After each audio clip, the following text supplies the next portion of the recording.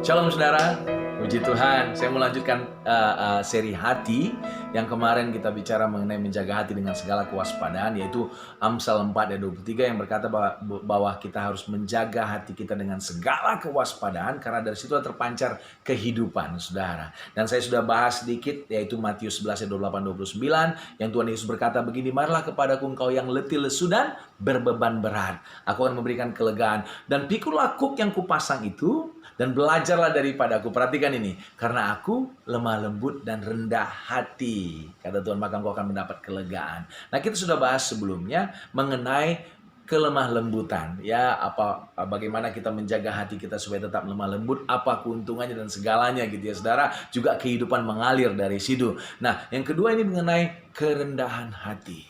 Kita perlu menjaga hati kita karena hati itu penting. Saya sudah katakan itulah center kita, center of our being, the core of our being gitu ya. Itulah tempat di mana cita-cita kita, impian kita, passion kita ada, saudara. Itu juga hati kita menghubungkan kita kepada Tuhan dan kepada sesama. Nah, kita harus menjaga hati kita dalam konteks hari ini adalah kerendahan hati. Kerendahan hati itu lawan daripada keangkuhan, kesombongan.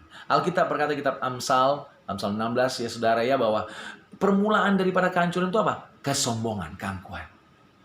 Jadi kalau kita angkuh itu ujung-ujungnya kira-kira destruction, kehancuran gitu saudara. Jadi kita perlu menjaga hati dengan segala kewaspadaan. Kenapa sih perlu kita menjaga hati? Yang pertama, hati itu bisa menyelamatkan kita dari kesombongan tadi, saudara. Dari kesombongan tadi gitu. Yohanes 15 bilang begini, kata Tuhan Yesus, bahwa di luar aku, kamu tidak bisa melakukan apa-apa. Masa sih Tuhan, saya bisa itu begini. Itu udah sombong artinya. Ujung-ujungnya nggak baik, saudara ya. Tapi kita nggak bisa memang melakukan apa-apa selain daripada Tuhan. Saya pelajari, saudara ya, kita ini kan tinggal di planet bumi nih. Dari sistem matahari kita, gitu ya. Jadi sistem matahari kita ada matahari, ada planet-planet gitu, dan juga kita dalam satu galaksi Milky Way, kalau nggak salah bahasa Indonesianya Andromeda ya gitu ya, Milky Way Galaxy gitu. Nah, kita bumi ini di dalam galaksi itu kecil, ukurannya kecil dibandingin galaksinya gitu. Dibandingkan solar sistemnya aja kecil, yaitu Sun, matahari kita, dibandingkan solar kecil gitu. Dan matahari kita yang satu bintang itu dalam satu galaksi yang namanya galaksi Milky Way. Tahukah saudara berapa banyak solar system, berapa banyak bintang yang ada dalam satu galaksi kita Milky Way Andromeda itu? Oh, banyak. Saudara boleh Google sendiri. Itu ada sekitar 200 miliar bintang dengan planet-planetnya, saudara. Jadi saudara, dalam satu galaksi kita aja, galaksi Milky Way Andromeda itu, berapa sih planetnya? Oh, banyak. Pasti triliunan kali, saudara ya. Tapi nggak berhenti sampai di situ. Galaksi dalam alam semesta itu ada berapa? Banyak juga. Dan saintis belum bisa menentukan. Tapi kira-kira antara 200 miliar sampai 1 triliun galaksi yang ada.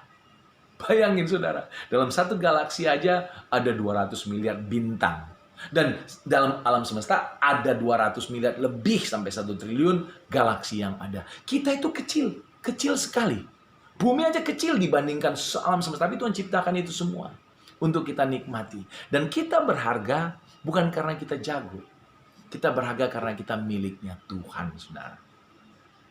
Kalau mengingat itu kita bisa, oh ya Tuhan, ini besar sekali. Saya nggak ada apa-apanya aja. Kalau bergeser aja jarak bumi sedikit menjauh dari matahari atau mendekat ke matahari, ada kita kebakar atau kita udah mati aja, saudara gitu ya. Tapi bagaimana God created all the universe with a fine tuning sehingga kita di earth, di bumi ini bisa hidup. Tapi Tuhan itu menciptakan itu semua, tapi yang Dia pandang berharga adalah saudara dan saya. Jadi ngapain kita sombong ya dengan punya ini, kaya, mungkin terkenal gitu ya. Toh habis ini apa? Habis ini kita masuk ke kehidupan berikutnya, kekekalan yang nanti saya bahas di poin kedua, yaitu pilihannya cuma surga dan neraka, saudara. Kita boleh punya apapun, kita boleh terkenal sekalipun, tapi nggak ada alasan itu buat kita sombong. Kita cuma berharga karena kita miliknya Tuhan. Jadi merendahkan hati itu akan menyelamatkan kita dari kesombongan, saudara. Yang kedua, Memiliki kerendahan hati itu, dan kita jaga dengan segala kewaspadaan itu menyelamatkan kita dari kekhawatiran, saudara. Matius 6 ayat 34 bilang gini, jangan kau khawatir akan hari besok, karena hari besok punya kekhawatiran sendiri. Karena setiap hari itu punya masalahnya, kira-kira gitu, saudara ya. Ngapain kita mesti khawatir? Ngapain sih gitu ya? Ya, bukan berarti saya bilang bahwa kita nggak perlu plan akan besok, menyiapkan akan minggu depan, tahun depan. Bukan itu saya maksud bahwa kita nggak perlu merencanakan, saudara. Tapi dalam merencanakan itu kita give the best, lakukan yang terbaik dan serahkan kepada Tuhan. Selebihnya, Alkitab bilang jangan khawatir. Emang kenapa? Kalau udah kita lakukan yang terbaik dan semuanya nggak jadi dengan keinginan kita, emang kenapa? Apakah Tuhan nggak akan peduli? Atau seakan-akan Tuhan nggak peduli? Ini saya ambil satu contoh ya, saudara ya. Ini ada namanya tali rafia, panjang banget nih. Saya mau kasih mengenai timeline. Saya ambil contoh daripada pendeta Francis Chan, analogi ini, ilustrasi ini, saudara ya. Anggap aja ini timeline. Ini kalau saya tarik di sekitar rumah saya ini panjang sekali. Panjang sekali. Dan saya bandingkan dengan ini nih, yang putih ini, saudara. Yang putih ini anggaplah timeline jarak waktu hidup saya di bumi ini. Ini saya lahir, di ujungnya saya dipanggil Tuhan. Gitu. Selebihnya adalah waktu kekekalan. Gitu. Saya nggak bisa mengilustrasikan kekekalan waktu yang infinity, yang tiada terbatas gitu ya. Tapi ini cukup panjang. Tapi tali yang panjang ini dibandingkan yang kecil segini, ini mah kecil banget dibandingin itu, saudara. Waktu yang panjang. Gimana saya mengkhawatirkan hal yang pendek ini? Ngapain mesti saya khawatirkan hal yang pendek ini? Bahkan kadang-kadang yang pendek ini bisa menentukan kekekalan ini, saudara. Udahlah, nggak usah Tuhan-Tuhanan lagi ya, karena kita nggak dapat apa yang kita mau, nggak dapat yang kita cita-citakan. Udahlah, nggak usah lah ke gereja-gereja lagi. Masa saya nggak pernah dikunjungi oleh pendeta saya? Nggak usah lah pelayan-pelayanan lagi. Masa saya dihianatin gitu? Hanya waktu yang kecil ini kita meninggalkan Tuhan, misalnya nggak peduli akan Tuhan. Sayang sekali kan, saudara. We are risking, jeopardizing gitu our eternal security because of this short time. So the Bible say, Alkitab bilang jangan khawatir akan itu. Just do your best, give your best, and give it to God. Whatever happens, apapun yang terjadi, Tuhan pasti kasih yang terbaik. Kalaupun nggak kita pikir yang terjadi itu nggak seperti yang kita mau, nggak apa-apa. Dan kalaupun kita menderita selama 80 tahun, 70-80 tahun gitu ya, yang pastikan adalah kita akan bersama-sama dengan Tuhan. Sekali lagi, kekekalan habis hidup ini cuma dua pilihan, surga dan neraka. Mau pilih yang mana, saudara? Tentu pilih percaya terus kepada Tuhan Yesus. Yang ketiga, kerendahan hati itu akan membuat kita, menyelamatkan kita dari kebencian dan kepahitan, saudara. Dalam hidup ini kita akan mengalamilah penolakan, pengkhianatan, dan segalanya gitu. Orang yang rendah hati itu biasanya adalah orang yang gampang mengampuni. Orang yang nanti kalau disakitin orang lain, oh mungkin dia punya masalah kali ya, makanya dia marah tadi. Mungkin dia di rumah lagi ada masalah ya, mungkin dia punya problem dalam hidup ini. Bahkan dia mengasihani orang yang tadi itu, mungkin nggak apa-apa lah gitu ya. Nggak menganggap dia lebih penting gitu. Kadang-kadang kita kan sombong, kenapa? Kita lihat, masa ngomong begitu sih? Dia nggak tahu ya, gue udah lama kerja di kantor ini. Anak buah gue lagi ngomong seperti itu. Kamu nggak boleh gitu dong, ngomong seperti itu. Gue kan yang pendeta di gereja ini, kira-kira gitu, saudara ya. Ada kesombongan, saya kasih contoh kadang-kadang di sosial media. Kita tuh karena sombong sih kita posting sesuatu yang nggak sebenarnya. Misalnya di belakang ada kolam kecil gitu ya, kita foto, selfie gitu, terus kita posting, wah lagi di mana gitu, tempat resort yang indah. Padahal enggak gitu, saudara ya. Tapi untuk apa? Itu kan kayak mencari perhatian dari orang. Ada kesombongan. Itu bicara mengenai orang yang nggak bisa rendah hati gitu. Jadi kalau dia dihina orang gitu, maunya dipuji orang terus gitu. Nah, kalau kita cukup rendah hati, kita dihina gitu ya. Memang mungkin karena kita nggak punya apa-apa. Tapi kita bilang nggak apa-apa. Dan cepat mengampuni. Jika kita nggak penuh dengan kepahitan, yang membuat kita letih lesu kan kenapa? Masih gemes sama orang yang nyakitin kita gitu ya. Nggak bisa tidur sama orang yang ngomongin kita tadi siang gitu. Orang yang ngomongin kita udah tidur nyenyak gitu. Kitanya nggak bisa tidur. Itu akibat apa? Karena kita nggak cukup rendah hati, saudara. Jadi rendah hati itu membuat kita gampang mengampuni.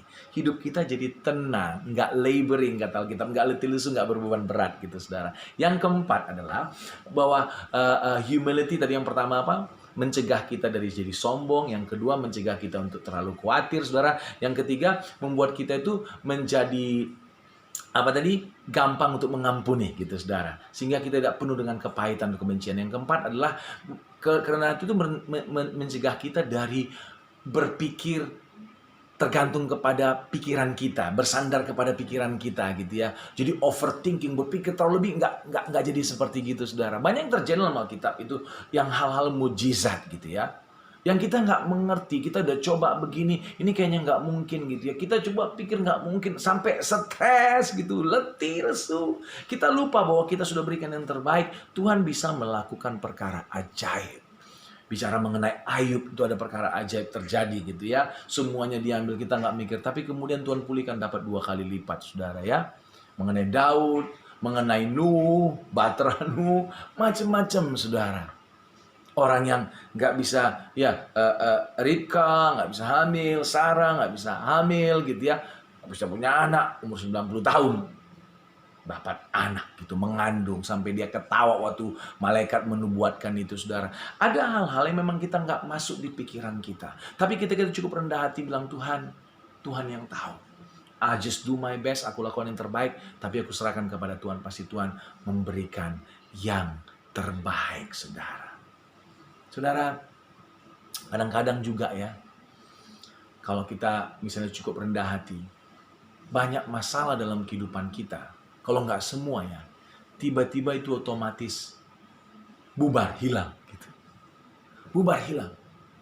Kita pikir ini, kita pikir itu. Tapi begitu kita cukup rendah hati, masalah dalam kehidupan kita, coba saudara pikir sekarang, renungkan. Masalah ke kantor, kita beban ke kantor. Karena ada orang yang suka merendahkan kita. Kalau kita cukup rendah hati, mungkin kita bilang nggak apa-apa. Udah cukup masalah kita selesai kayak begitu, saudara. Ada orang yang ngomongin kita di gereja, orang nggak menganggap kita gereja. Kok dia terus yang dipilih sih untuk berkhotbah? Kok dia terus yang dipilih untuk jadi ketua? Kalau kita cukup rendah hati, nggak apa-apa. Mungkin Tuhan itu memberkati dia. Mungkin Tuhan sedang, kita cukup rendah hati, masalah kita otomatis selesai, saudara. Jadi, saudara, kita harus jaga hati kita dengan segala kewaspadaan, karena di situ mengalir kehidupan, saudara ya, perkara-perkara kehidupan. Yang satu hal kita penting adalah seperti Tuhan Yesus, milikilah kerendahan hati, jaga, jangan tergoda untuk sombong, saudara. Walaupun kita diberikan posisi, pangkat, biarlah kita tetap rendah hati. Kenapa? Karena itu memuliakan nama Tuhan, dan satu lagi, itu membuat hidup kita sehat. Hidup, saudara. Amin, saudaraku. Ingat, kerendahan hati itu mencegah kita untuk tidak sombong yang menghancurkan kita. Kerendahan hati membuat kita tidak khawatir lagi, saudara. Dan kerendahan hati juga membuat kita tidak menjadi penuh dengan kepahitan, dendam sama orang, gampang mengampuni. Kerendahan hati membuat kita bisa berpikir dengan secukupnya dan selebihnya serahkan kepada Tuhan. Dan hidup kita lega, saudara. Puji Tuhan. Sampai ketemu di topik berikutnya. Ingat selalu bahwa Tuhan itu baik dan kasih setianya untuk selama-lamanya. Haleluya.